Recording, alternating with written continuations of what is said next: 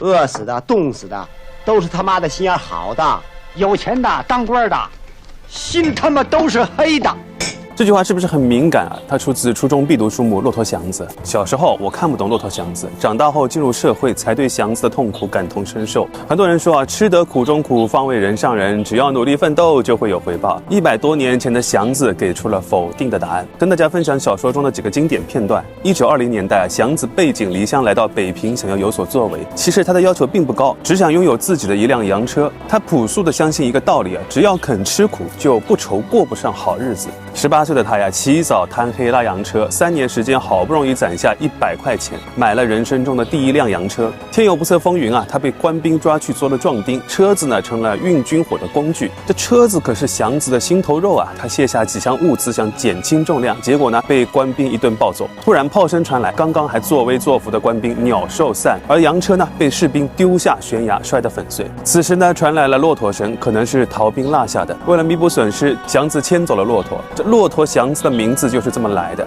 祥子是个老实本分人，怕惹麻烦，就以35块的价格低价贱卖了骆驼。回城之后呢，他买了衣服，剃了个大光头，一切归零，从头开始。这是第一节。后来呢，祥子给大户人家包月拉车，本以为收入稳定啊，结果呢，对方玩套路，占祥子便宜，说好是拉车，结果呢是干不完的杂活，什么挑水啊、哄孩子啊、擦皮鞋啊，是得寸进尺。祥子可受不了这样的屈辱啊，拍拍屁股走人。再后来呢，祥子遇到了老雇主曹先生，他可是个读书人啊，刚好也需要车夫，还包吃包住。祥子呢就爽快接下了这个美差。祥子是勤劳能干啊，曹先生呢也是心善许诺，等未来自己出新书啊，就资助祥子买新车。结果曹先生啊，因为发表激进文章被特务盯上了。祥子呢重情重义，不顾危险将曹先生护送到城外。特务没有抓到曹先生，就威胁逼迫祥子，把祥子的血汗钱抢了个精光。祥子买车的愿望再次破灭了，这又是一次致命打击。后来祥子和虎妞结了婚，虎妞雷厉风行，敢爱敢恨，拿出了所有的积蓄让祥子买车。祥子呢当然是感恩戴德，立志要好好拉车养活一家人。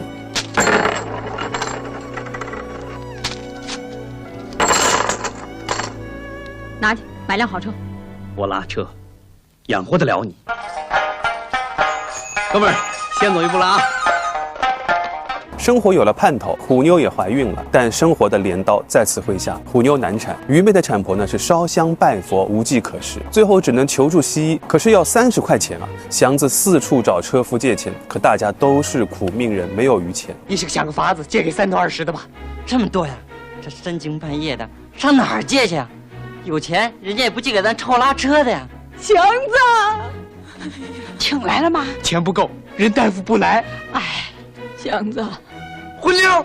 虎妞不幸难产而死，祥子重情重义，借钱为虎妞办了一场风光的葬礼，为此呢背了一身债。为了还债，他不得不将爱车还有家当变卖，于是呢再一次跌入了谷底。凭借着强大的意志力，祥子又慢慢攒了些钱，准备接昔日的邻居小福子来一起生活。谁料小福子被卖到了妓院，他不堪屈辱上吊自杀了。祥子心如刀割，他发出了无奈的怒吼：我到底招谁惹谁了？为什么拼了命的工作却被老天如此捉弄？那些爱偷摸耍滑的那些没有人性的人，为什么都过得那么滋润？从此祥子彻底沉沦，成了一个吃喝嫖赌的流氓无产者，城市寄生虫。祥子的起起落落代表着那个时代底层劳动人民真实的生活。老舍不单单写祥子的悲苦人生，他通过虎妞、小福子展现了旧社会对女性的残酷压迫，而对老爷、官兵、特务的描写呢，把黑暗旧社会的底裤扒得一干二净。很多人会批评祥子啊，觉得他身上有一些劣根性，比如自私、怯懦、封建、目光短浅。可要是换做我们，能做得比他更好吗？老舍怀着同情怜悯写底层劳动人民，也控诉了旧社会的种种弊端和不公。很多人觉得祥子已经是过去式，他的悲剧有偶然性，有时代性。可是作为上班族、打工人，一场疫情，一次裁员，一场金融危机，一次电信诈骗，一个行业的巨变，一场大病，家庭变故，同样会让我们成为新时代的祥子。我们不怕吃苦，